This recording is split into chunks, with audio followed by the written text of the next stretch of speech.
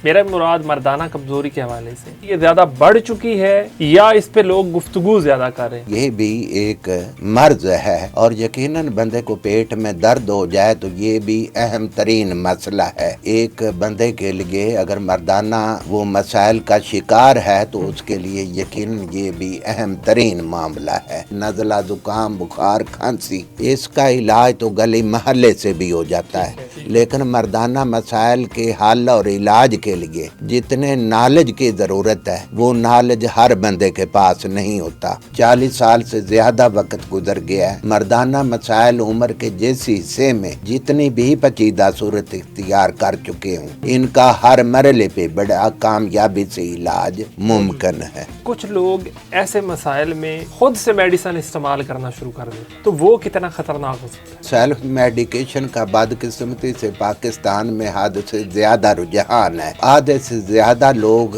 खुद से दवाइयाँ कह रहे होते हैं कि जी ये दे दें, ये दे दें। अच्छा हकीम साहब, एक और बड़ा मसला जो है वो बहुत ज़्यादा सोशल मीडिया पे भी लोग डिस्कस करते हैं, आल्दो ये टैबू है कि लोग एक दूसरे से गुफ्तगू करते हुए हिचकिचाते हैं। मैं चाहता हूँ कि आपकी वजह से हम बहुत सारे जो नौजवान हैं जो इस वजह से बड़े स्ट्रेस का शिकार होते हैं, बड़े मसाइल का शिकार होते हैं, और आपकी मेहरबानी से हो सकता है कि उनके कुछ मसाइल जो हल हो जाएं।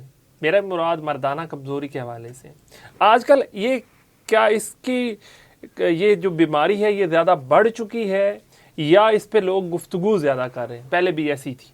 ये जैसे मैदे का खराबी है, मैदे के मसाइल हैं, इमराज हैं, मैदे के जिगर के इमराज हैं, दिल के इमराज हैं, तो इसी तरह ये भी एक मर्ज है और यकीनन बंदे को पेट में दर्द हो जाए तो ये भी अहम तरीन मसला है। ठीक है, लेकिन एक बंदे के लिए अगर मर्दाना वो मसाइल का शिकार है तो उसके लिए यकीनन ये भी अहम तरीन मामला है और इसका ठीक होना बहुत ज़रूरी है।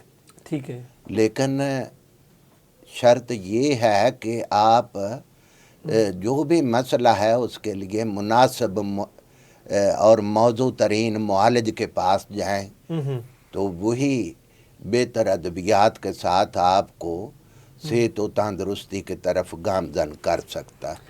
अच्छा, कब ऐसा मरहला आता है, क्योंकि नौजवान इस बात को किसी से भी डिस्कस करना पसंद नहीं करेंगे, कब ऐसा मरहला आता है कि जब बंदे को डॉक्टर या मुआलिज के पास जाना चाहिए? देखें, सेहत व तंदरुस्ती के हवाले से ये काम आप हर बंदे को खुद से करना है। जैसे इल्म हासिल करने के लिए बंदे को खुद से तगोदो करनी होगी और इसी तरह सेहत व तंदरुस्ती हासिल करने के लिए भी बंदे को खुद से सेहतमंदाना तर्ज ज़िंदगी इख्तियार करना चाहिए ताकि उसकी ज़िंदगी में मसले मसाइल पैदा ना हों। नौजवान उनको चाहिए कि वो अपने ख्यालात को पाक साफ रखें, फहश लिटरेचर से बचें और नमाज पढ़ें और बिल्कुल अपने ख्यालात को पाक व साफ रखें और अपने काम की तरफ या अपनी पढ़ाई की तरफ तवज्जो दें। लेकिन अगर मसला आ गया है, क्योंकि अमूमी तौर पे नौजवान बुरे रास्ते पर चल पड़ते हैं जिसकी वजह से वो तरह तरह के जिनसी मसाइल का शिकार हो जाते हैं, तो उसके लिए फिर ये ज़रूरी है कि एक तो वो अपने जहन को साफ करें और दूसरे नंबर पे प्रॉपर इलाज करवाएं। इसके बाद ये मसला उम्र के हर हिस्से में होता है, हदेड़ उम्री में भी और जवानी में भी, नौजवानी में, जवानी में ये मसले आम तौर पे हो सकते हैं। उसके लिए प्रॉपर इलाज की ज़रूरत है और प्रॉपर गाइडेंस की ज़रूरत। अच्छा, इसकी अलामात क्या हैं? देखें, नौजवानों में तो आम तौर पे जरियान या कसरत इतलाम इसी तरह के मसले होते हैं। असल में बेसिकली छोटे मोटे मसले जैसे नज़ला, ज़ुकाम, बुखार, खांसी, इसका इलाज तो गली महल्ले से भी हो जाता है। लेकिन मर्दाना मसाइल के हल और इलाज के लिए जितने नॉलेज की ज़रूरत है वो नॉलेज हर बंदे के पास नहीं होता। ठीक है, आम मुआलिज को ये पता ही नहीं کہ جنسی سسٹم کس طرح کام کرتا ہے، ٹھیک ہے، اس میں کون کون سے آرگن انوالو ہوتے ہیں، ان کا فنکشن کیا ہے، ان میں کون کون سی خرابیاں پیدا ہوتی ہیں، ٹھیک ہے، اور ان خرابیوں کو ہم نے کیسے دور کرنا ہے۔ ٹھیک ہے، یعنی مردانہ مسائل کے حل اور علاج کے لیے جتنے نالج کی ضرورت ہے وہ نالج ہر معالج کے پاس نہیں ہوتا، ٹھیک ہے، لیکن مجھے 40 سال سے زیادہ وقت گزر گیا ہے مردانہ مسائل عمر کے جس حصے میں جس وجہ سے جتنی بھی پیچیدہ صورت اختیار کر چکے ہوں ان کا ہر مرحلے پہ بڑا کامیابی سے علاج ممکن ہے۔ ٹھیک ہے، ٹھیک ہے، ایک تو یعنی کہ اس بیماری کا علاج موجود ہے، اس میں خوراک کتنی اثر انداز ہوتی ہے؟ ایک تو لائف سٹائل آپ نے کہا کہ بہتر کرنا چاہیے اور ہونا چاہیے ہر بندے کا، ہر نوجوان کا، کچھ چیزوں سے بچنا چاہیے، خوراک کتنی اثر انداز؟ جی یقیناً خوراک کا اہم ترین رول ہے، کیونکہ جو کچھ ہم کھاتے ہیں وہی ہمارے چہرے پر اور جسم میں نظر آتا ہے۔ ٹھیک ہے، تو متوازن غذا کی اہمیت اور افادیت یقیناً بڑی مسلمہ ہے۔ آپ کے جسم میں مناسب مقدار میں پروٹین، کیلشیم، وٹامن یہ سبھی مل کر یعنی شامل ہوں گے آپ کے غذا میں، تو پھر ہی صحت مند زندگی جو ہے وہ برقرار رہ سکتی ہے۔ اس لیے آپ ہمیشہ متوازن غذا استعمال کریں، اپنی غذا میں پھل، سبزیاں اور گوشت کا مناسب مقدار میں استعمال ضرور کریں، اور خالص اور اچھا قسم کا دودھ 1 سے 2 گلاس بھی بندے کی غذا میں شامل ہونا چاہیے۔ جگر کا ٹھیک رہنا کتنا ضروری ہے؟ جی جگر جسم کا سب سے بڑا آرگن ہے جو پوری زندگی مسلسل ورک کرتا رہتا ہے، اور انسان کی پوری باڈی کو چلانے کے لیے یہ در حقیقت ایک انجن کا کردار ادا کرتا ہے۔ یہ پورے جسم کی کیمیکل فیکٹری ہے، اور اس میں ایک دن میں 6000 سے زیادہ مختلف قسم کے کیمیکل پیدا ہوتے ہیں، اور یہ جسم میں نظام انہضام کے بعد جتنے کیمیکل عوامل ہیں وہ سب جگر کے اندر ہی وقوع پذیر ہوتے ہیں۔ اس لیے جگر کا ٹھیک ہونا بھی انتہائی ضروری ہے۔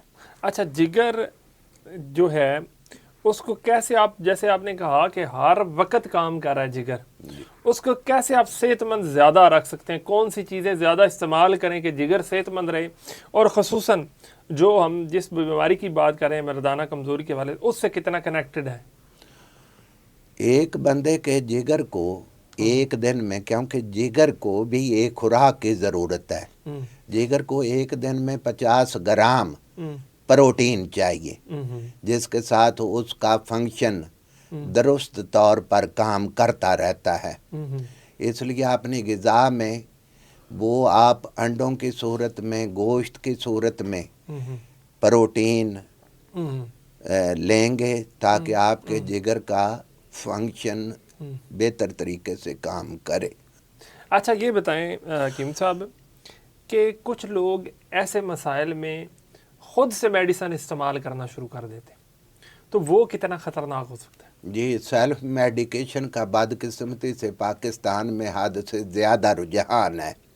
جتنے ترقی یافتہ ممالک ہیں وہاں پہ آپ کسی فارمیسی سے بغیر کسی نسخے کے ادویات نہیں خرید سکتے، لیکن آپ یہاں کسی بڑے سے بڑے سٹور پہ چلے جائیں تو آدھے سے زیادہ لوگ خود سے دوائیاں کہہ رہے ہوتے ہیں کہ جی یہ دے دیں، یہ دے دیں۔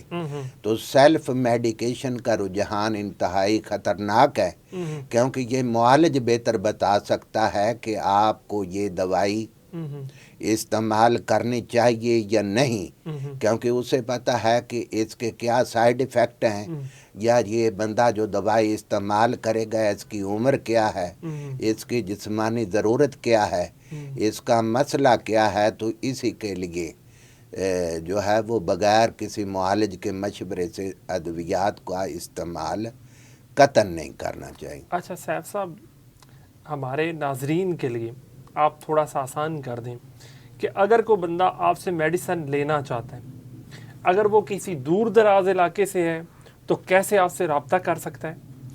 اگر وہ لاہور یا اس کے گرد و نواح سے ہے تو آپ کے پاس کیسے اور کہاں پہنچ سکتا ہے؟ جی بخاری صاحب, میرے الحمدللہ مریضوں کا حلقہ بڑا وسیع ہے.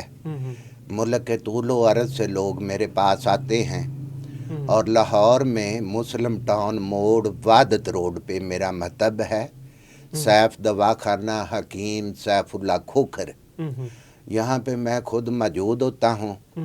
ویسے میں آپ کے ساتھ نمبر شیئر کر دیتا ہوں, اور اگر کہیں دور دراز سے لوگ فون کریں گے تو وہ اپنا میسج چھوڑ دیں. واٹس ایپ بھی اسی نمبر پہ ہوگا. انشاءاللہ میں فری ہو کے ان کو یقیناً جواب دوں گا. اچھا, اس میں یہ ہے کہ ایک تو ہماری ٹیم آپ کا نمبر نیچے چلا دے گی, اور وہ جب آپ سے اگر کوئی مسائل بتانا چاہتے تو میڈیسن آپ ان تک پہنچا دیں گے, پہنچاتے ہیں, یا پھر میڈیسن آپ کے پاس ہی آ کے لینی پڑے گی؟ جی اس میں بغیر کسی جب تک مریض اس کو پراپر جو ہے نا وہ چیک نہ کروں, عموماً میں دوائی نہیں دیتا. اس لیے میں یہ عرض کر رہا ہوں کہ مریض جو ہے نا وہ میرے واٹس ایپ پہ آن لائن وہ میرے ساتھ رابطہ قائم کرے گا, تاکہ میں اس کی عمر, اس کی جسمانی ضرورت اور اس کے مسئلے کو سمجھ کر اس کے لیے پراپر ادویات تجویز کروں گا. اور یہ ادویات ملک میں اور بیرون ملک بھی اس کو بھیجی جا سکتی ہیں, لیکن پہلے مریض کو دیکھنا ضروری, یعنی اس کے ساتھ بات چیت کرنا ضروری ہے, اس کے مسئلے کو سمجھنا ضروری ہے, تاکہ ٹو دی پوائنٹ اسے ادویات ملے. حکیم صاحب بہت شکریہ, آپ کی مہربانی سے بہت سارے لوگوں تک جو بہت ساری قیمتی باتیں تھیں وہ پہنچ گئی ہیں. تھینک یو سو مچ, جزاک اللہ. Thank you. السلام علیکم.